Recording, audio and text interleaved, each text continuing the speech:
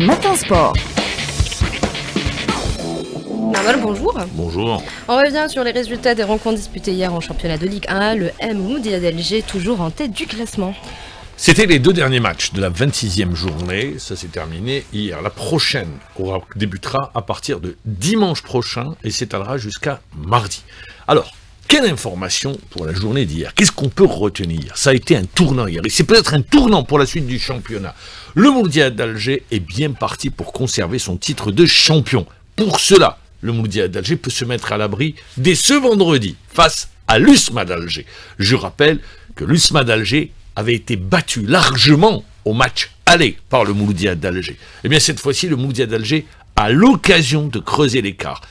Rappelons, hier, grâce à cette victoire, large victoire, devant l'Entente de Sétif, 4-1, le Mouloudia d'Alger n'a pas fait de détails. Et le Mouloudia d'Alger profite du nul du Chabriadi de Belouizdad devant la SO Chlef, un but partout et de la défaite de la JS Kabylie, battue à domicile par la JS Saoura. Sur cette victoire du Mouloudia d'Alger, on va écouter le capitaine de l'équipe, Ayoub Abdellaoui, il est au micro de Hamza Rahmouni.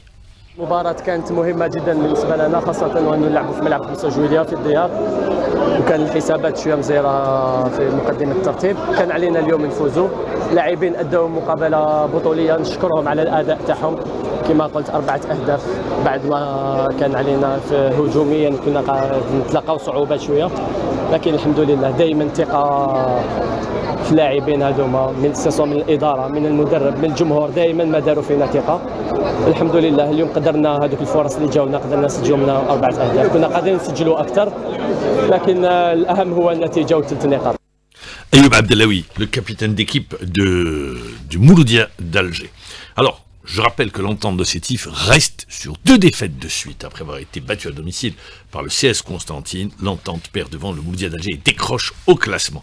Le CRB pensait avoir fait le plus dur en menant 1-0 dès la 3e minute de jeu. Mais on le disait, cette équipe de Schleuf, difficile à jouer, est revenue à la marque. 1 but partout, le CRB perd du terrain et reste à la 3e place. En revanche, l'ASO est en train d'aller doucement, tranquillement, d'assurer son maintien, comme nous le dit Samir Zawi, l'entraîneur de l'ASO Chlef, il est au micro d'Ali Hamouche. ديبي الماتش كانت عندنا بتاتر جوز اوكازيون باه نسجلوا جا هدف الشباب موجه المقابله قدمونا افروا وين كنا حنا كنا باغيين نباغتوهم عاودنا تكلمنا مع اللاعبين ما نتقلقوش جيت واحد ربع ساعه وحنا دخلنا الشك شفت بالك سيربي دوميناونا مي عاودنا رجعنا في المقابله شفنا واش كان يخص في لا بريمير ميطون اون في دي شونجمون اللي دخلناهم مدوا البليس وشفت جات ليغاليزاسيون وكنا قادرين نضيف الهدف الثاني لا غالب حتى السبعه كان كاين انا نقول بتي ميساج اللي جوار تاع سي ار بي ما ختمناها لا جياسكا لا لمسيه باسكو الهضره كانت في الصاد احنا مازال ما ضمناش الباقه انا نقول بلي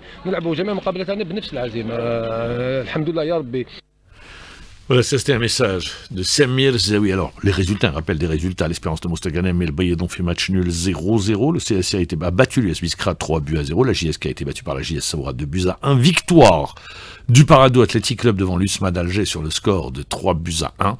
Et je rappelle que le Mouloudia d'Oran avait battu Magala 2-1, alors qu'Aqabou s'est imposé devant Khanchla 2-1 au classement. Ça nous donne le Mouloudia d'Alger en tête avec 49 points, un match de retard contre l'USMA d'Alger. Deuxième, la JSK 46 points. Troisième, le CRB avec 45 points. Loin derrière, l'Entente de Sétif et le Parado avec 38 points, qui occupe la 4e place dans le bas du tableau. Les relégables ont pour nom, ça commence à partir du Mouloudia d'Oran, 30 points, 12e Akbou Khanchla, 28 points, 14e Magala Mostaganem, 27 points Biskra, est bien parti pour aller dans Ligue 2. On enchaîne avec les clubs amateurs de Ligue 2. 7 clubs pensionnaires de la Ligue 2 amateurs n'ayant pas assigné leur situation financière vis-à-vis de la Ligue nationale ont été sanctionnés. C'est quoi la sanction? Défalcation, 2 points. Les défalcations n'ont pas eu d'incidence sur le verdict final de la compétition. Alors les clubs concernés sont Khmis Meliana, Mecheria, l'Olympique Magaran, Ouetzeli, Tlerma, Ittihad Riyadi Baladi et Touargla et l'Union sportive de Souffle.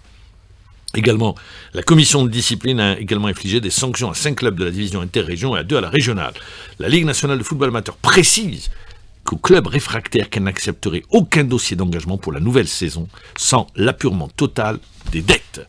En basketball, on a joué dans le groupe B. La première journée a été favorable pour les favoris du groupe, le champion d'Algérie en titre, le Wydad de Boufaïk, le Moudia d'Alger. Alors qu'aujourd'hui débutera la 2e journée des playoffs dans le groupe A avec un match à retenir notamment Nadi Beladi et Tsawiri, Ned Hussein, des rencontres programmées à 19h. Rostomi El Chérif.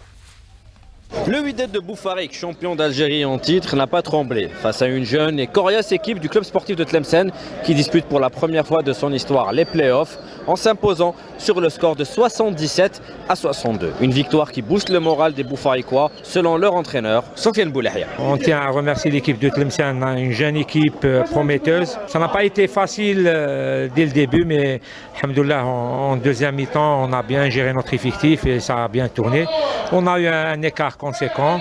Ça nous a permis de faire reposer nos cadres pour les prochains matchs. Une bonne entame de compétition du Wydad de Boufarik qui donne de la confiance aux joueurs avant le classique du championnat mercredi lors de la deuxième journée face au Mouloudia d'Alger qui a arraché la victoire dans le Money Time 58-57 face à une surprenante équipe du CSG de Constantine qui a dominé et malmené les Mouloudéens beaucoup plus expérimentés dans ce genre de rencontre. Le président du CSG de Constantine, Yassine Farhat, se dit satisfait de la prestation de son équipe et reste confiant pour la suite des playoffs. On a bien commencé le match, on menait à la mi-temps, l'équipe était concentrée, ils ont bien appliqué. Notre équipe s'est très bien battue.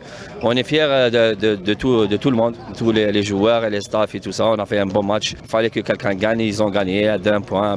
Je félicite l'équipe de Mouloudia et je leur souhaite une bonne continuation. Il reste encore 2 matchs. J'espère qu'on va bien réagir et on pourra avoir une place. Aujourd'hui, la deuxième journée des playoffs débutera avec le groupe A à 16h30 où l'USM Blida affronte le Shabab Riadi de Benissaf, 2 équipes qui visent leur première victoire dans ce tournoi pour relancer leurs chances de qualification au tournoi des As à la 2e place.